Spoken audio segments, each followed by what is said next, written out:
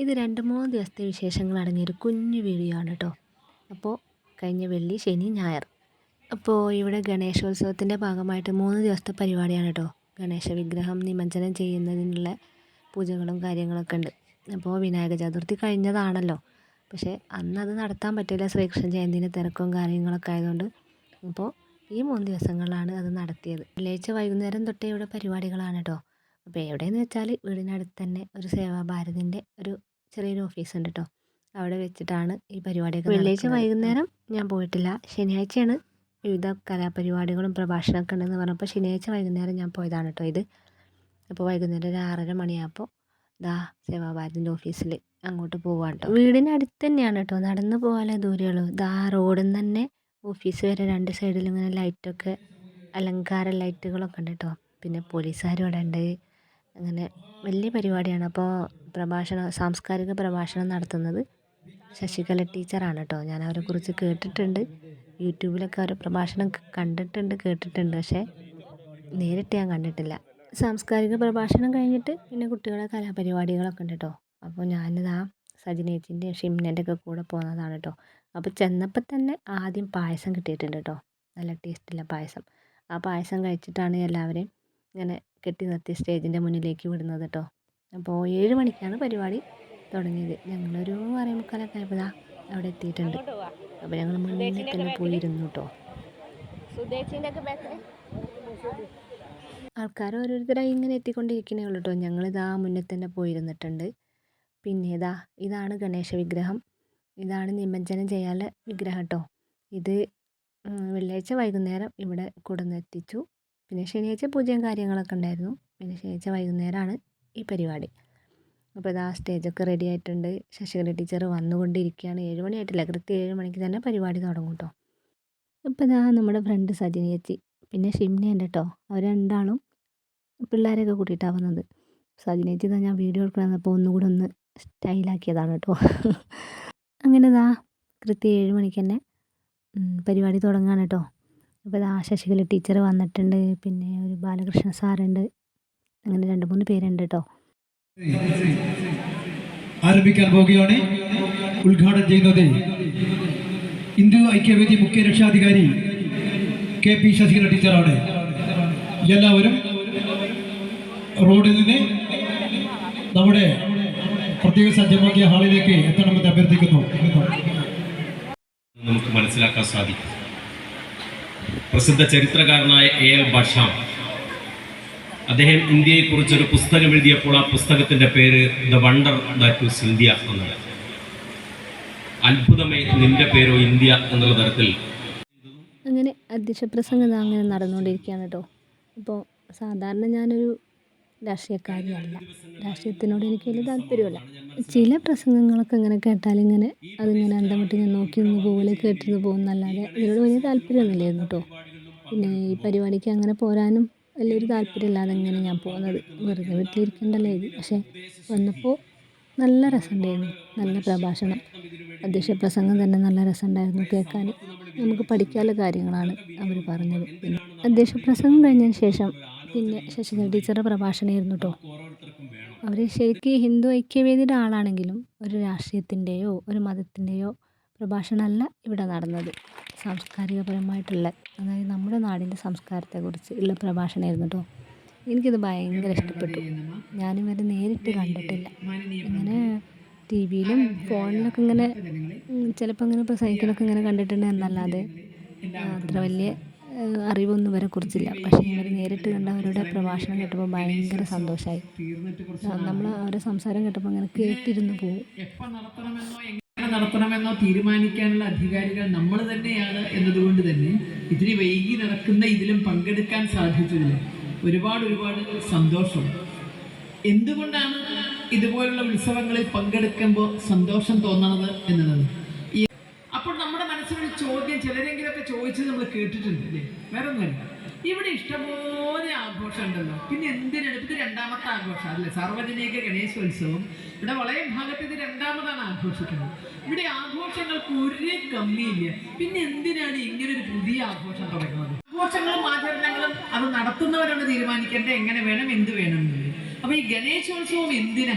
സത്യം പറഞ്ഞാൽ അവർ പറയുന്ന പോലെ തന്നെ ഗണേശോത്സവം എന്തിനാ നടത്തപ്പെടുന്നത്, എന്തിനാ അങ്ങനെ ആഘോഷിക്കുന്നതെന്നൊക്കെ എനിക്കൊരു ഡൗട്ട് ഉണ്ടായിരുന്നു കേട്ടോ. ഇപ്പോഴാണ് മനസ്സിലായത്. ഓരോ ആഘോഷങ്ങളും ആചാരങ്ങളൊക്കെ നടത്തപ്പെടുന്നത് ജനങ്ങൾ ഒത്തൊരുമിച്ചിട്ട് ഒരു കൂട്ടമായിട്ട് ഒത്തൊരുമയോട് കൂടി നടത്താൻ വേണ്ടിയിട്ട് തന്നെയാണ് കേട്ടോ. അതായത് ഒറ്റക്കെട്ടായിട്ട് നിൽക്കാൻ വേണ്ടിയിട്ട് തന്നെയാണ്. എനിക്കൊരു പ്രഭാഷണം കേട്ടിട്ട് എനിക്ക് അങ്ങനെയാണ് കേട്ടോ തോന്നിയത്. ഞാൻ മനസ്സിലായതും എനിക്ക് അങ്ങനെയാണ് കേട്ടോ. കാരണം നമ്മൾ ചരിത്രം പഠിച്ചതെന്ന് പറഞ്ഞാൽ 10ാം ക്ലാസ് വരെ, ആ ഹിസ്റ്ററി വരെ പഠിക്കുകയുള്ളൂ. അതാണ് നമ്മുടെ ചരിത്രം. പിന്നെ നമ്മുടെ നാടിൻ്റെ സാംസ്കാരികമോ പൈതൃകമോ ഒന്നും നമുക്കറിയില്ല. അപ്പോൾ അതിനെക്കുറിച്ച് ഒരുപാട് പഠിക്കാനുണ്ട്, ഒരുപാട് അറിവ് നേടാനുമുണ്ട്. അപ്പോൾ ഇങ്ങനത്തെ പ്രഭാഷണങ്ങൾ അതിന് ഏറ്റവും നല്ലതാണ്. കാരണം ഇങ്ങനെ അറിവുള്ളവർ പറഞ്ഞു തരുമ്പോഴാണ് നമുക്കതിനെക്കുറിച്ച് മനസ്സിലാകുക. അപ്പോൾ ഏതായാലും ഇവർ പ്രഭാഷണം കേട്ടപ്പോൾ എനിക്ക് ഭയങ്കര സന്തോഷമായി കേട്ടോ. ഹൈന്ദവ സമൂഹത്തിന് എന്താ ഇല്ലാത്തത്? എന്തിൻ്റെങ്കിലും കമ്മിയുണ്ടോ? പൂർവകാല വൈഭവം വല്ല കമ്മിയുണ്ടോ? ലോകത്തെ അക്ഷരം എന്തെന്ന് ചിന്തിക്കുന്നതിന് മുമ്പ് ഗഹനമായ തലത്തിലുള്ള അർത്ഥതലങ്ങളുള്ള വേദമന്ത്രങ്ങൾ സാക്ഷാത്കരിച്ച മണ്ണാണിത്. ഋഗ്വേദത്തോളം പഴക്കമുള്ള ഒരു ഗ്രന്ഥം നമുക്ക് കാണിച്ചു തരാൻ പറ്റുമോ? രാമായണത്തേക്കാൾ പഴക്കമുള്ള ഒരു കാവ്യം നമുക്ക് കാണിച്ചു തരാൻ പറ്റുമോ? അങ്ങനെ വേദങ്ങള് ഉപനിഷത്തുകളല്ലേ, വേദം പഠിക്കാനാണെങ്കിൽ അതിനെ പറ്റുന്ന വിധത്തിൽ അതിൻ്റെ എങ്ങനെ ഏതൊരു തരത്തിൽ നോക്കിയാലും അറിവിൻ്റെ തലത്തിൽ നമ്മുടെ 7 അയലത്തേക്ക് വരാൻ ലോകത്തെ ഏതെങ്കിലും ഒരു സംസ്കൃതിക്ക് സാധിക്കും. ഏറ്റവും വലിയ സ്വത്തായ നമ്മുടെ മക്കൾ നഷ്ടപ്പെടാതിരിക്കാൻ ഗണമായി ഗണപതിയെ ഗണേശന്റെ മുന്നിൽ ഏത്തമിടാം. തുമ്പിയും കൊമ്പും കൊണ്ട് വിഘ്നങ്ങൾ തട്ടിമാറ്റി ഗണേശൻ നമ്മോടൊപ്പം ഉണ്ടാകട്ടെ എന്ന് പ്രാർത്ഥിച്ചുകൊണ്ട് ഇന്നത്തെ ഈ പരിപാടിയുടെ വാക്കുകൾ നിർത്തുന്നു. അങ്ങനെ ശശികല ടീച്ചർ പ്രഭാഷണം കഴിഞ്ഞു. പ്രഭാഷണം ഫുള്ളൊന്നും ഞാൻ വീഡിയോ എടുത്തിട്ടില്ല കേട്ടോ. വീഡിയോ എടുത്തിട്ടുണ്ട്, വീഡിയോ ഇട്ടിട്ടില്ല മുഴുവനായിട്ട്. പ്രഭാഷണം നല്ല രസമുണ്ടായിരുന്നു കേൾക്കാൻ. പിന്നെ അത് കഴിഞ്ഞിട്ട് ഇവിടെ തൊട്ടടുത്ത നാട്ടുകാരിയായ ജിൻസി എന്ന് പറഞ്ഞ പെൺകുട്ടി, അതായത് ഇന്ത്യൻ ആർമി വനിതാ വിങ്ങിൽപ്പെട്ട ആളാണ്, ബുള്ളറ്റ് റൈഡറാണ്. അങ്ങനെ ഒരുപാട് കഴിവുള്ളൊരു പെൺകുട്ടിയാണ് കേട്ടോ. അവർക്ക് ഇവിടുത്തെ സേവാസമിതിൻ്റെ ഒരു പ്രത്യേക പുരസ്കാരം, പിന്നെ പൊന്നാടി അണിക്കൽ, അതെല്ലാം ഉണ്ടായിരുന്നു കേട്ടോ. ശശികല ടീച്ചറാണ് കേട്ടോ അതൊക്കെ നൽകിയത്. അതെല്ലാം സ്വീകരിച്ചതിന് ശേഷം ഒരു നന്ദി പ്രകടനം ഉണ്ടായിരുന്നു. അത് കേൾക്കാൻ നല്ല രസമുണ്ടായിരുന്നു. ഭയങ്കര എക്സൈറ്റഡ് ആയിട്ടുള്ളൊരു നന്ദി പ്രകടനം. അതിന് ശേഷം നന്ദി പറഞ്ഞിട്ടുള്ളൊരു ചെറിയൊരു പ്രസംഗം, പിന്നെ ഇംഗ്ലീഷ് ബിരുദത്തിൽ ഡോക്ടറേറ്റ് നേടിയ ഒരു പെൺകുട്ടിക്കുള്ള സമ്മാനദാനം, അതെല്ലാം കഴിഞ്ഞിട്ട് പിന്നെ ഇതാ പരിപാടി തുടങ്ങുകയാണ് കേട്ടോ. അതിനിടയ്ക്ക് ഇതാ ഫ്രണ്ട്സുകൾ തമ്മിലുള്ള രഹസ്യം പറയുന്നുണ്ടോ, ഭയങ്കര രഹസ്യം പറയുന്ന തിരക്കിലാണ് ഓരോരുത്തരായിട്ട്. ഓരോ കാര്യങ്ങളിങ്ങനെ പറയുകയാണ് കേട്ടോ. അപ്പോൾ അതാ പരിപാടി തുടങ്ങുകയാണ്. ആദ്യ രംഗപൂജ, പിന്നെ കുട്ടികളുടെ ഓരോരുത്തരായിട്ടുള്ള പരിപാടി. നല്ല ഭംഗിയുണ്ടായിരുന്നു കേട്ടോ. എല്ലാ കുട്ടികളും ഒന്നിനൊന്ന് മെച്ചം. ആരുടേതാണ് നല്ലതെന്ന് പറയാൻ പറ്റില്ല. എല്ലാ കുട്ടികളും നല്ല പ്രകടനമായിരുന്നു. ചെറിയ മക്കളാണെങ്കിലും വലിയ മക്കളാണെങ്കിലും ഒക്കെ നല്ല പരിപാടിയായിരുന്നു. ഇപ്പോഴത്തെ കുട്ടികളൊക്കെ നല്ല കഴിവുള്ള കുട്ടികളല്ലേ. സത്യം പറഞ്ഞാൽ എല്ലാ പരിപാടിയും ഞാനിതിൽ ഉൾപ്പെടുത്തിയിട്ടില്ല. എല്ലാ പരിപാടിൻ്റെയും കുറച്ച് ഭാഗങ്ങളാണ് ഞാൻ അതിൽ ഉൾപ്പെടുത്തിയത്. ഏതായാലും പരിപാടികളൊക്കെ നല്ല അടിപൊളി പരിപാടിയായിരുന്നു കേട്ടോ. ഓരോ പാട്ട് കേൾക്കുമ്പോഴും നമുക്കിങ്ങനെ തുള്ളിച്ചാടാനാട്ടോ തോന്നുന്നത്. പിന്നെ നമ്മുടെ നാടല്ലല്ലോ, നമ്മളിവിടെ പുതിയ ആളല്ലേ എന്ന് കരുതി അടങ്ങിയിരിക്കുകയാണ് കേട്ടോ. നല്ല രസമുണ്ടായിരുന്നു കേട്ടോ കുട്ടികളെ പരിപാടിയൊക്കെ കാണാൻ. പിന്നെ പാട്ടും ഡാൻസൊക്കെ പിന്നെ നമ്മുടെ രക്തത്തിൽ അലിഞ്ഞതായതുകൊണ്ട് പിന്നെ ഇപ്പോൾ പറയണ്ടല്ലോ. അത് എത്ര പ്രായമായാലും നമുക്കതൊന്ന് മാറാൻ കഴിയില്ല. അങ്ങനെ കുട്ടികളുടെ പരിപാടിയൊക്കെ കഴിഞ്ഞപ്പോൾ ഞങ്ങളുടെ അനിയൻ്റെ തൊട്ടടുത്ത വീട്ടിലെ ഏട്ടൻ്റെയും കൂടെ ഉള്ളൊരു പാട്ടുണ്ടായിരുന്നു കേട്ടോ. ഇത് കസിൻ ബ്രദറാണ് കേട്ടോ.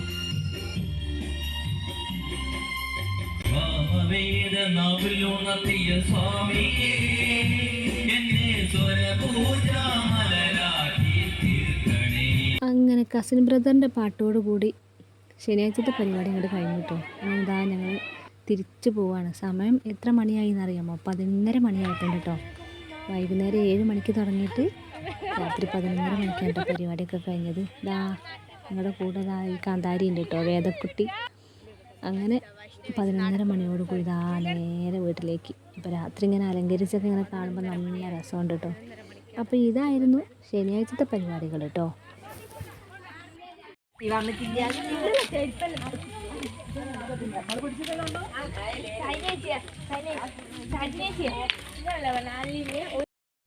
അങ്ങനെ ശനിയാഴ്ചത്തെ പരിപാടികളൊക്കെ കഴിഞ്ഞു.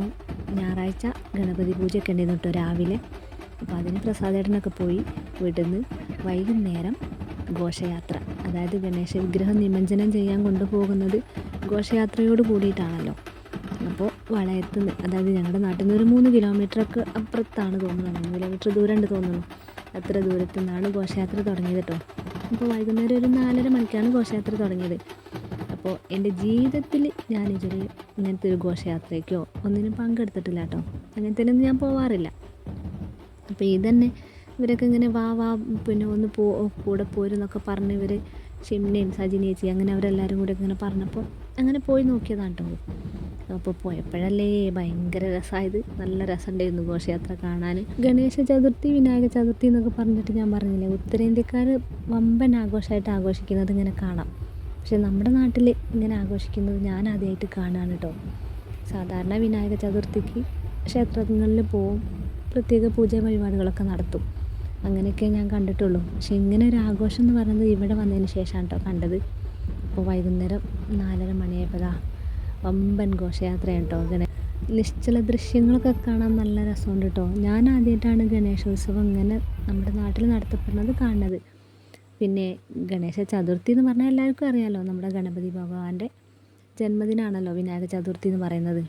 അന്ന് 10 ദിവസം, സാധാരണ എന്ന് പറഞ്ഞാൽ 10 ദിവസത്തെ ആഘോഷമാണ്. 10 ദിവസം ആഘോഷിച്ചിട്ട് 10ാമത്തെ ദിവസം ഗണേശ വിഗ്രഹം ഒഴുക്കുള്ള വെള്ളത്തിൽ നിമജ്ജനം ചെയ്യാമെന്നാണ് പറയുന്നത് കേൾക്കാം. അങ്ങനെയാണത്രേ. ചില സ്ഥലത്തൊക്കെ 3 ദിവസത്തെ പൂജയ്ക്ക് ശേഷം ഇങ്ങനെ നിമജ്ജനം ചെയ്യാറുണ്ട്. അപ്പോൾ ഇവിടെ 3 ദിവസത്തെ പൂജയ്ക്ക് ശേഷമാണ് കേട്ടോ ഇത് പിന്നെ നിമജ്ജനം ചെയ്യാൻ കൊണ്ടുപോകുന്നത്. ഞാനിങ്ങനെ ഗണേശ ചതുർത്ഥി ആഘോഷിച്ച കണ്ടത് ഏതിലറിയോ? മോഹൻലാലിൻ്റെ പടമല്ലേ അഭിമന്യു, ആ പടത്തിലുണ്ടല്ലോ ഗണപതി ബപ്പ മോരിയ എന്ന് പറഞ്ഞിട്ട് വിനായക ചതുർത്ഥി ആഘോഷിക്കുന്നത്. അതാ ഞാൻ കണ്ടിട്ടുള്ളൂ. അപ്പോൾ ആ പാട്ടിങ്ങനെ വെച്ചപ്പോൾ എല്ലാവരും തുള്ളുകയാണ് കേട്ടോ. ഓരോരുത്തരെന്നോട് ഇങ്ങനെ തുള്ളി കളിക്കാനൊക്കെ പറയുന്നുണ്ടേ. ശരിക്കും പറഞ്ഞാൽ ഈ പാട്ടിങ്ങനെ കേൾക്കുമ്പോഴേ നന്നായിട്ട് തുള്ളിച്ചാടാനാണ് തോന്നുന്നത് കേട്ടോ. അപ്പോൾ ഞാനിങ്ങനെ നമ്മളിങ്ങനെ എന്താ പറയുക, ഒരു ഡീസൻ്റായിട്ട് നിൽക്കുകയെന്ന് പറഞ്ഞ പോലെ അങ്ങനെ നിൽക്കുകയാണ് കേട്ടോ. അപ്പോൾ എൻ്റെ ഫ്രണ്ട്സൊക്കെ നല്ല തുള്ളിച്ചാടലാണ്. അപ്പോൾ കുറച്ച് കഴിഞ്ഞപ്പോൾ ഞാനും കുറച്ച് നേരമൊക്കെ ഇങ്ങനെ പിടിച്ച് നിന്ന് നോക്കിട്ടോ. പക്ഷെ നമുക്ക് നിൽക്കാൻ കഴിയണ്ടേ, പാട്ടിങ്ങനെ കേൾക്കുമ്പോൾ നമ്മളറിയാതെ കളിച്ച് പോവുമല്ലോ. പിന്നെ ഞാനും അങ്ങോട്ട് തുള്ളാൻ തുടങ്ങി കേട്ടോ. ഇവരെ ഭാഷയിൽ പറഞ്ഞാൽ തുള്ള. അങ്ങനെ 3-4 കിലോമീറ്റർ വമ്പൻ ഘോഷയാത്രയോടും അടിപൊളി പാട്ടോടും കൂടി ഗണേശ വിഗ്രഹം ഇങ്ങനെ ആനയിച്ച് കൊണ്ടുവന്നിട്ട് ഞങ്ങളുടെ നാട്ടിൻ്റെ തൊട്ടപ്പുറത്തായിട്ട് ഒരു തോടുണ്ട് കേട്ടോ. ആ തോടിലാണ് ഗണേശ വിഗ്രഹം നിമജ്ജനം ചെയ്യുന്നത് കേട്ടോ. നിമജ്ജനം ചെയ്യുക എന്ന് പറഞ്ഞാൽ ഒഴുക്കിക്കളയുക. അപ്പോൾ അങ്ങനെയാണ് ഗണേശ ചതുർത്ഥി ആഘോഷിക്കുക. അങ്ങനെ വാഹനത്തിൽ നിന്ന് വിഗ്രഹം താഴെ ഇറക്കി നേരെ തോട്ടിലേക്ക് എല്ലാവരും കൂടി ഇങ്ങനെ പിടിച്ചിറക്കി അവിടുന്ന് തോടിൻ്റെ കരയിൽ നിന്ന് പ്രത്യേക ഒരു പൂജയും കാര്യങ്ങളും അത് കഴിഞ്ഞിട്ട് ഈ ഒഴുക്കുള്ള വെള്ളത്തിൽ ഒഴുക്കി കളയാണ് കേട്ടോ. അപ്പോൾ സാധാരണ ഈ വിഗ്രഹം ഉണ്ടാക്കുന്നത് അധികം ഉണ്ടാക്കാറ് മണ്ണ് കൊണ്ടാണത്രേ, അല്ലെങ്കിൽ പിന്നെ ചില പ്രത്യേക പ്രകൃതി വസ്തുക്കൾ കൊണ്ട്, അതായത് അലിഞ്ഞു പോകാനുള്ള വസ്തുക്കൾ കൊണ്ടാണത്രേ ഇത് ഉണ്ടാക്കാറ്. അപ്പോഴാണ് ഇതിങ്ങനെ വെള്ളത്തിൽ ഒഴുക്കി കളയുമ്പോൾ ഇത് അലിഞ്ഞു പോകുന്നത്. സത്യം പറഞ്ഞാൽ ഞാനും കരുതിയിരുന്നു ഇതിങ്ങനെ വെള്ളത്തിൽ ഒഴുക്കി കളഞ്ഞാൽ പിന്നെ എന്താ ഇതിങ്ങനെ ഒഴുകിക്കൊണ്ടിരിക്കുമോ, അല്ലെങ്കിൽ ഇതെവിടെയെങ്കിലും തടഞ്ഞു കിടക്കുമോ, അങ്ങനെയൊക്കെ അങ്ങനെ വിചാരിച്ചിരുന്നു കേട്ടോ. പിന്നെ ഇതിനെക്കുറിച്ച് പഠിച്ചപ്പോഴാണ് മനസ്സിലായത് ഇതിങ്ങനെ അലിഞ്ഞു പോകാനുള്ള വസ്തുക്കൾ കൊണ്ടാണ് ഇത് ഉണ്ടാക്കാറെന്ന്. ഓരോ വിശ്വാസങ്ങളും ആചാരങ്ങളല്ലേ നമുക്കുള്ളത്. പല വേഷം, പല ജാതി, പല മതം, പല ആചാരങ്ങൾ, പല അനുഷ്ഠാനങ്ങൾ, പല കലകൾ എല്ലാം ഒത്തിണങ്ങിയ വൈവിധ്യപൂർണമായൊരു ഭാരതീയ സംസ്കാരമാണല്ലോ നമുക്കുള്ളത്. അപ്പോൾ ഇത് നമ്മുടെ ഒരു വിശ്വാസം. അങ്ങനെ ഗണേശ വിഗ്രഹം എല്ലാവരും കൂടിയിട്ട് ഒഴുക്കുള്ള വെള്ളത്തിലേക്ക് ഇങ്ങനെ നിമജ്ജനം ചെയ്യുകയാണ് കേട്ടോ. അങ്ങനെ ഈ വർഷത്തെ ഗണേശോത്സവം സമാപിച്ചു കേട്ടോ. അപ്പോൾ കഴിഞ്ഞ വർഷത്തെ ഗണേശോത്സവത്തിന് പങ്കെടുക്കാൻ ഞങ്ങൾക്ക് സാധിച്ചിട്ടില്ല കേട്ടോ. അങ്ങനെ ഈ പരിപാടിയൊക്കെ കഴിഞ്ഞ് തിരിച്ച് വീട്ടിലേക്ക് വന്നപ്പോൾ രാത്രി 9:30 മണിയായിട്ടോ. അങ്ങനെ 3 ദിവസത്തെ പരിപാടി കഴിഞ്ഞു. അപ്പോൾ ഇതൊക്കെയായിരുന്നു കഴിഞ്ഞ വെള്ളി, ശനി, ഞായർ ദിവസങ്ങളിലെ വിശേഷങ്ങൾ കേട്ടോ. അപ്പോൾ എനിക്കറിയുന്ന കാര്യങ്ങളാണ് കേട്ടോ ഞാൻ ഈ കുഞ്ഞു വീഡിയോയിൽ പറഞ്ഞത്. അപ്പോൾ ഈ വിശേഷങ്ങൾ ഇഷ്ടമായിട്ടുള്ളവരുണ്ടെങ്കിൽ സപ്പോർട്ട് ചെയ്യാൻ മറക്കരുത് കേട്ടോ. ഇനി വീട്ടിലേക്ക് പോകാൻ കേട്ടോ. Thank you.